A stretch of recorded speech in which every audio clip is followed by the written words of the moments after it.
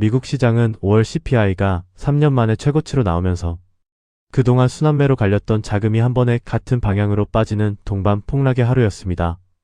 다우는 1.9% 빠진 49,918포인트로 5만 선을 다시 내줬고 S&P 500은 1.6% 내린 7,266포인트, 나스닥은 2.0% 빠진 25,169포인트, 나스닥 100도 2.0% 내린 28,508포인트로 빅테크가 한 단계 더 무너졌습니다.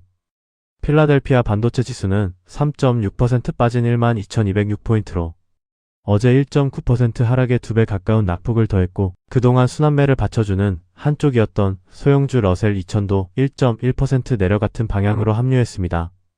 변동성 지수 VIX는 11.8% 뛰어 22.2로 다시 20대 위에 자리 잡았고 10년물 국채 금리는 4.54%에서 거의 변화 없이 마감했지만 시간의 호가는 더 위쪽을 노렸습니다.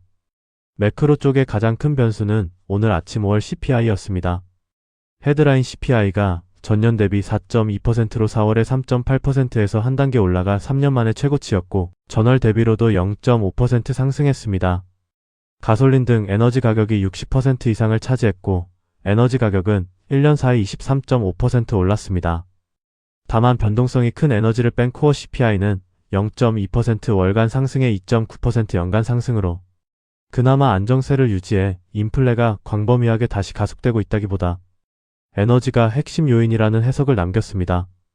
지정학 쪽에선 미국이 이란 탱커 한 척을 추가로 공격해 봉쇄 위반 선박이 누적 8척이 됐고 서부 텍사스산 원유는 3.8% 오른 91달러까지 다시 올라왔습니다.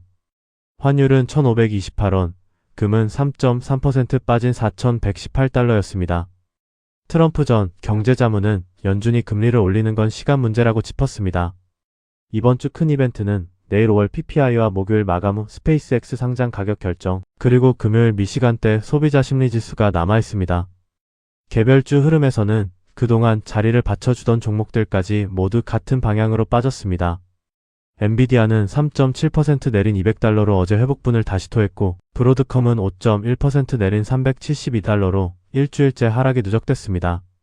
테슬라는 3.8% 내린 381달러, 어제 시간 외에서 실적 호가가 좋았던 오라클은 정규장에서 2.2% 내린 201달러로 호재 흡수가 짧게 끝났고 어제 11% 폭등 후 차익을 내준 인텔은 오늘 0.8% 추가로 미끄러졌습니다. TSMC는 5월 매출이 전월 대비 1.5% 늘어 30% 연간 성장률을 유지했음에도 주가는 함께 빠지면서 좋은 실적조차 매크로 충격을 이기지 못한 자리에 들어왔습니다. 아마존이 트럭 척재량이 많지 않은 화물 서비스를 외부 고객에 개방한다는 소식에 올드 도미니언, 엑스피오, 페덱스 프레이트 같은 화물 회사들이 모두 큰 폭으로 빠졌습니다.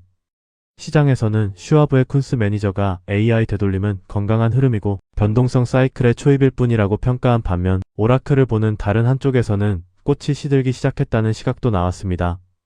오픈AI가 다른 빅테크들에 이어 IPO 줄 세우기에 합류한다는 보도와 슈퍼마이크로가 AI 장비를 추가로 사들이고 있다는 소식이 같이 나왔지만 오늘은 그 어떤 종목 호재도 매크로 충격을 가려주지 못했습니다.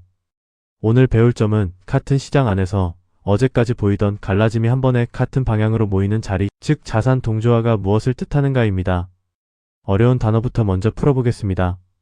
자산 동조화는 평소에 서로 다른 방향으로 움직이던 자산들이 어느 시점부터 갑자기 같은 방향으로 움직이기 시작하는 현상을 말합니다. 영어로는 correlation, 자산 간 상관관계가 한꺼번에 1에 가깝게 올라간다는 표현을 씁니다. 비유로 보면 학교 운동장에서 평소엔 줄을 다르게 서 있던 학생들이 비상벨이 울리자 같은 방향으로 한꺼번에 뛰어가는 모습입니다. 평소엔 다른 모양이었던 사람들이 한 가지 큰 신호 앞에서 같은 행동을 하는 순간입니다. 우리는 지난 주말부터 이번 주 초까지 순환매라는 프레임워크를 함께 봤습니다. 다우는 오르는데 나스닥은 빠지는 같은 날 다른 방향이 누적되는 자리였습니다. 그런데 오늘 그 그림이 한 번에 깨졌습니다. 다우도 1.9% 빠지고 나스닥도 2.0% 빠지고 반도체는 3.6% 빠지고 그동안 받쳐주던 러셀 소형주도 1.1% 빠졌습니다. 금까지 3.3% 함께 떨어졌습니다. 그 트리거는 5월 CPI가 3년 만에 최고치인 4.2%로 나왔다는 한 가지 매크로 데이터였습니다. 이 자리에서 한 가지 더 짚어야 할 점은 작은 호재와 큰 매크로 충격은 시장에서 받는 무게가 완전히 다르다는 것입니다. 어제 오라클이 시간 외에서 6.6% 강세를 보였고 오늘도 TSMC 매출이 30% 연간 성장을 유지했고 오펀AI IPO 줄 세우기 소식까지 나왔지만 그 어떤 종목 호재도 CPI 한 줄을 덮지 못했습니다. 그래서 어떻게 해야 할까요? 첫째, CPI나 PPI, 비농업 고용 같은 큰 매크로 데이터 발표일에는 종목 분산보다 자산 전체의 베타, 즉 시장이 빠질 때 함께 빠지는 폭을 먼저 점검하는 게 안전합니다. 같은 비중 분산이라도 매크로 충격 앞에서는 같이 빠질 수 있습니다. 둘째, VIX가 다시 20대 위로 자리 잡으면 그동안 효과적이던 종목 단위 분산이 일시적으로 잘 안 통할 수 있으니 새 해지를 추가하기보다 현금 비중을 살짝 더 키우는 쪽이 보통 더 좋은 결과로 이어집니다. 셋째, 매크로 충격에는 헤드라인 숫자 한 줄에 즉시 반응하기보다 코어 데이터를 같이 보고 다음 한두 거래일 동안 충격이 단발성인지 지속성인지 함께 확인한 다음에 분할 자리를 잡는 것이 안전합니다. 오늘 공부는 여기까지입니다. 성투하세요.